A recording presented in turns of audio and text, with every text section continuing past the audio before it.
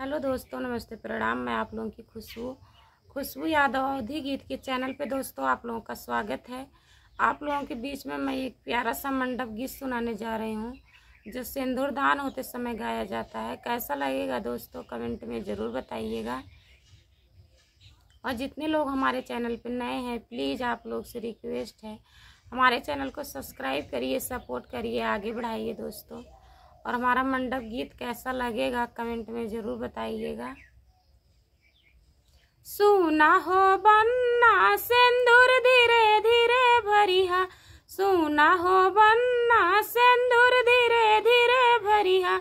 हमारी बन्नी हाई फूलों से कोमल, हमारी बन्नी हाई फूलों से कोमल। सूना हो बन्ना बला जोरी ना करिहा, सूना हो बन्ना बला जोरी ना करिहा। हमार जीजा सिंदूर धीरे धीरे भरिहा, हमार जीजा सिंदूर धीरे धीरे भरिहा। हमारी दीदी हाई फूलों से कोमल, हमारी दीदी हाई फूलों से कोमल।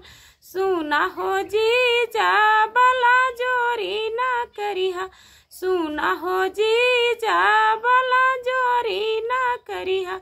हमार जीजा सिंदूर धीरे धीरे भरिहा, सूना हो जीजा सिंदूर धीरे धीरे भरिहा। कैसा लगा दोस्तों कमेंट में ज़रूर बताइएगा।